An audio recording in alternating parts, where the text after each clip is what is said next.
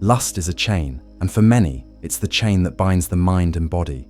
We live in a world saturated with desire, a world that thrives on feeding our cravings, constantly offering us more, pushing us to chase what we think we need. We're taught that indulgence is freedom, that the satisfaction of desire brings liberation. But this is the greatest illusion of all. Lust is not a ticket to freedom. It is a leash we've willingly clasped around our necks, thinking it's the key to our desires when, in reality, it's the very thing that controls us. Consider the way lust worms its way into your life, like a subtle parasite. It doesn't announce itself in grand gestures, but in whispers, small desires that slowly turn into needs. The urge for another glance, the craving for attention, the thirst for validation. It's as if we're all participants in a game where our sensory impulses dictate the rules, and we're playing on their terms. You think you're in control, that you're the one making the decisions, but every action, every indulgence, feeds into the cycle of submission. Every time you think you're asserting your power, you're only reinforcing the grip that lust has over you. Lust doesn't make you stronger. It strips you of your power, piece by piece, until you're nothing but a slave to your senses. This is where the teachings of Sextus Empiricus cut through the noise. Sextus, a figure who walked the line between ancient skepticism and a deeper understanding of human nature, understood this dynamic better than most. He saw the world through the lens of sensory perception, not the world of things as they are, but the world as we perceive them, distorted by our own desires. For Sextus, the external world is nothing but a series of impressions that are constantly presented to us, tempting us to react. The mind isn't simply an observer, it's a participant in this illusion, caught in the web of its own creation. Lust in this context isn't just an isolated desire, it is an extension of the mind's weakness, a reflection of how far we've fallen into sensory slavery. Think of the times you've allowed lust to dictate your actions. It's the late-night scroll through your phone, the subtle pull toward images and thoughts that have no real value beyond momentary pleasure. You tell yourself it's harmless, it's just a little indulgence, a moment of release. But this is the trap. The more you indulge, the stronger the desire becomes. What you once thought was a fleeting temptation turns into a demand. Your mind starts to crave these distractions. The longer you feed the beast, the less control you have over your own thoughts and actions. You're not free. You're enslaved to your desires. And it's only a matter of time before that leash tightens, pulling you further away from the mastery of self and deeper into a world of fleeting satisfaction and endless longing. Lust isn't merely physical, it's mental, emotional, spiritual. It seeps into every corner of your existence. It governs your thoughts, nudges you toward decisions that are beneath you, that undermine your potential. It tells you to go for the quick fix, to act without thinking, to seek instant gratification. And in doing so, it erodes your ability to think critically, to exercise patience, to build towards something greater. Like a drug, lust hijacks your ability to experience life on your own terms, warping your perception of what truly matters. You find yourself chasing pleasures that never satisfy, always reaching for something just out of grasp, and in the process, you lose sight of your true purpose. We live in a society that glorifies indulgence. We're taught that having more, wanting more, feeling more, these are signs of success. We're bombarded with images of excess, of unattainable beauty, of instant pleasure. But the truth is, we're being manipulated. We're being conditioned to want what we don't need, to crave what is ultimately destructive. The more we succumb to these desires, the more we become enslaved to them. Lust doesn't liberate you.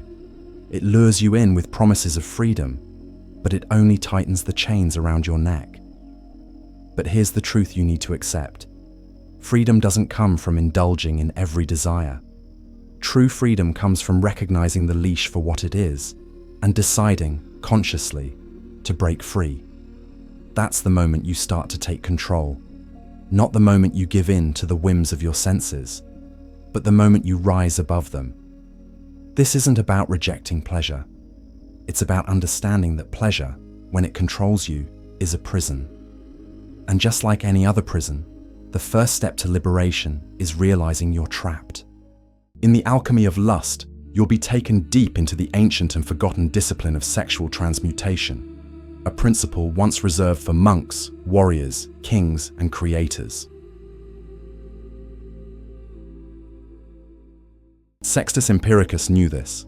He recognized that we are slaves to our senses, slaves to the very things that we think define our experiences. What we see, what we hear, what we feel. They're all impressions, fleeting, and often unreliable. And yet, we allow these impressions to shape our reality. We act on them as if they hold the key to our well-being, our happiness, our success. But they are nothing more than distractions. Distractions that keep us from focusing on what truly matters: our minds, our will, our capacity for self-mastery. Lust, in its essence, is a symptom of something deeper: the inability to discern what is real from what is merely a fleeting desire. It's easy to confuse the two, to think that desire is the path to fulfillment. But true fulfillment lies not in surrendering to lust, but in controlling it, in mastering it. To understand that every desire you feel is just a wave in an ocean of impressions, temporary, passing, and ultimately inconsequential if you choose to let them pass without reacting. Lust wants you to think that it's essential, that it's inevitable, that it's what makes you human. But real strength lies in recognizing the truth. You are not your desires. You are the one who chooses whether or not to act on them. The moment you begin to see lust for what it is, a leash, the chains start to loosen. This is the truth that Sextus Empiricus understood, and it's the truth you need to grasp. You're not meant to be a slave to your senses. You're meant to be their master. Lust, as intoxicating and enticing as it may be, is a tool, not a master. And in the moment you take back control, in the moment you stop letting your senses dictate your choices, you step into the realm of true freedom. You step into the realm of self-mastery. And once you begin to master your desires, once you begin to understand their transient nature, you'll find that there's a power within you that was there all along, a power far greater than any fleeting pleasure. So, ask yourself, how long will you remain a prisoner to your desires? How long will you wear the leash? The belief that lust is merely a desire that can be indulged at will is one of the greatest deceptions we perpetuate in our lives. We tell ourselves that we control lust, that it's a tool we can wield for our pleasure. But what if I told you that it's the other way around? What if I told you that lust is not something you control, but something that controls you? The more you attempt to indulge it, the tighter the grip becomes, until what you thought was freedom becomes a prison you cannot escape. Lust isn't a mere indulgence. It's a binding force, a force that manipulates your thoughts, emotions, and actions, all while you remain blissfully unaware of how deeply enslaved you've become. Think about the times when you've told yourself that indulging in lust is simply a release, a break from the chaos, a moment of satisfaction. You tell yourself it's harmless, a quick escape from reality, a fleeting pleasure, nothing more. But how often does that moment of indulgence linger? How often do you return to that desire, seeking more, needing more? It's not a release, it's an anchor. Each time you act on it, you reaffirm its control over you. Lust isn't a passing thought, it's a power, a force that draws you deeper into a state of craving and dissatisfaction. The more you give in, the less you control. And the more you give in, the more you crave. It's an endless loop, one that only tightens its grip over you with every indulgence. Let's dig deeper into the psychology of it. The mind, at its core, is a decision-making machine. It weighs options, calculates risks, and takes action based on what it perceives as beneficial. Lust, like all desires, presents itself as a potential reward, an immediate gratification, an instant high that promises to make you feel better, to give you what you want. But this is where the mind is deceived. The mind believes that satisfaction comes from indulging the senses, that the fleeting pleasure of lust will somehow fulfill a deeper need. But in reality, it only stirs up a deeper hunger. The more you indulge, the more you reinforce the cycle of need. Lust presents itself as the solution to your dissatisfaction, but in truth, it's only a catalyst for more desire. Sextus Empiricus, through his philosophical skepticism, understood the nature of sensory perceptions, how they are unreliable and fleeting, never offering lasting satisfaction. Lust, as a sensory experience, follows this very pattern. The pleasure it offers is temporary, but the desire it creates is relentless. And therein lies the trap. When you think you're indulging to satisfy a temporary need, what you're really doing is feeding an ever-growing beast. Every time you think you've mastered it, every time you convince yourself that you've used it for your gain, you've actually further entrenched yourself in its grip. You've given it more power over you than before, and the cycle spirals further. What you thought was a momentary indulgence becomes a force you can no longer control. This is the true nature of lust. It's not simply an impulse. It's an addiction that operates on the same principles as any other addiction. It hijacks your ability to think rationally, to control your impulses, and to act in alignment with your true self. It replaces real goals with empty ones, trading lasting fulfillment for short-term satisfaction. And the more you indulge, the more you train your mind to crave that satisfaction, until everything you do is seen through the lens of instant gratification. You're not living, you're surviving on fleeting moments, chasing high after high, all while the real essence of your life slips through your fingers. This is how lust becomes a master. The more you act on your desires, the more you give them power. And in giving them power, you let them dictate your thoughts, your actions, and your choices. Your mind begins to focus on the next hit, the next craving, until it becomes all-consuming. Your will is no longer your own. Lust takes the wheel, and you are merely a passenger, being driven further down the path of fleeting satisfaction. But here's the kicker. This is not just about lust in the traditional sense. This is about any desire that operates unchecked by discipline. It's about the craving for approval, the thirst for power, the addiction to validation. All of these desires are rooted in the same principle. They enslave you by appealing to your senses. They play on your emotions, manipulating you into thinking that indulgence is the answer. But in the end, the answer isn't indulgence, it's mastery. This is where Sextus Empiricus's skepticism offers an invaluable lesson.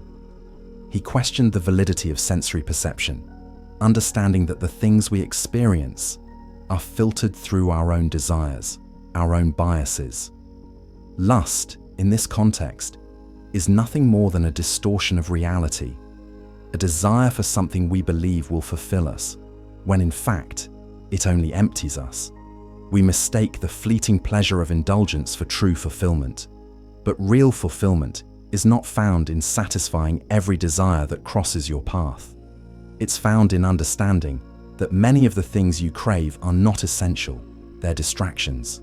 They are temporary, passing moments that, while they may provide momentary pleasure, ultimately leave you empty.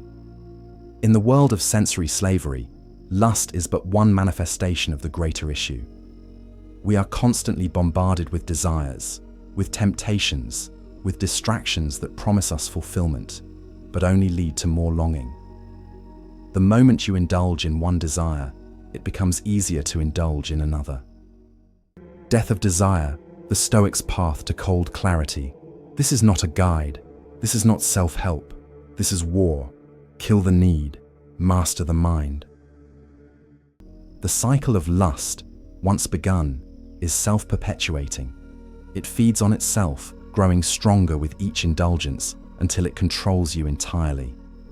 And this is the illusion, that you are the one in control, when in reality, your desires are controlling you.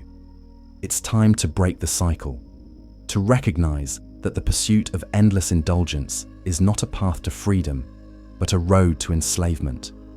To truly break free from lust's grip, you must recognize that it is not a need to be satisfied, but a force to be understood and mastered. Lust, in all its forms, must be redefined, not as something to be indulged in or avoided, but as something to be controlled. When you learn to control your desires, you take back the power. You stop being the puppet on the string and start being the one who pulls the strings. So, the question now is simple. Will you continue to be a slave to your desires, or will you rise above them, mastering yourself and your impulses? Will you allow lust to continue to lead you down a path of dissatisfaction, or will you take the reins and choose a life of true freedom? The leash is there, but it's your choice whether you keep it on or break free. But detachment alone is not enough. To break free from the leash, you must also replace indulgence with something stronger. You must replace the pursuit of lust with the pursuit of something greater, something that aligns with your highest self. This is where the concept of purpose comes into play. When your life is driven by a purpose that transcends momentary desires, you stop seeking satisfaction from the external world and begin to create fulfillment from within. Purpose gives your desires direction. It transforms them from selfish cravings into forces that serve your greater goals. To create this purpose, you must begin by cultivating a vision for your life that is rooted in values that are more than just physical satisfaction. Ask yourself, what do I want from life? What do I want to create? What legacy do I want to leave behind? These questions are crucial because they force you to look beyond the momentary highs that lust offers. They pull your attention from the shallow desires to the deeper callings of your life. When you know what you stand for, when you have a clear vision of what you are striving toward, lust loses its grip on you. It becomes irrelevant in the face of a greater mission. From this clarity of purpose comes the cultivation of self-discipline. Discipline is not just about resisting temptation. It's about having the strength and foresight to see beyond the immediate craving and focus on the long-term vision.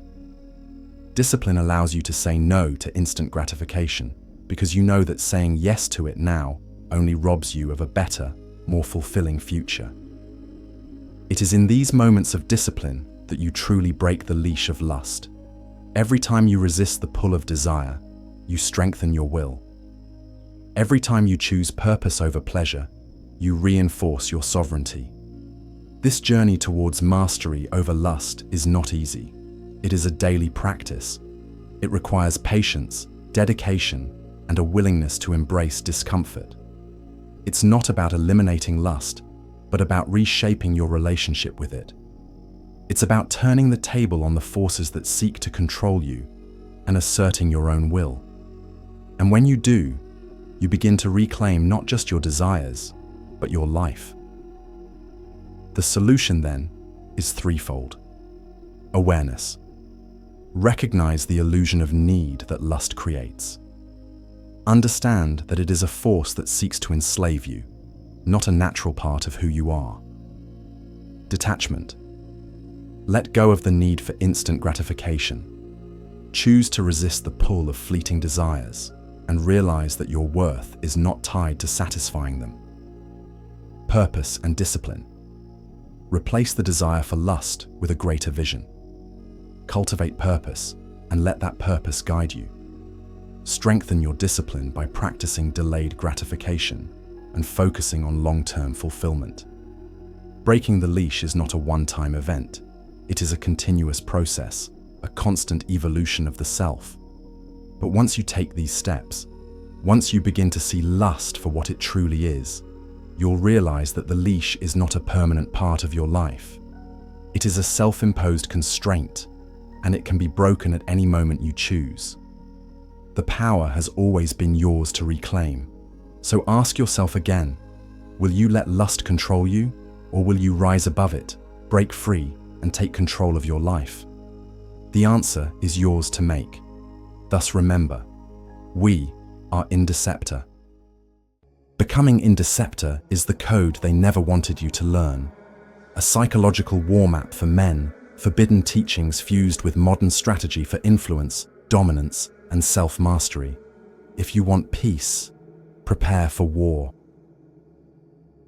Welcome to the Indeceptor Archive, where the undeceived rise. No ads, no distractions, just pure, uninterrupted power. As a crusader of the archive, you gain infinite access to every video, every truth, every strategy, without censorship, delay, or interruption. New drops daily, delivered to you before the world sees them. Raw, unfiltered, elite. Indeceptions.com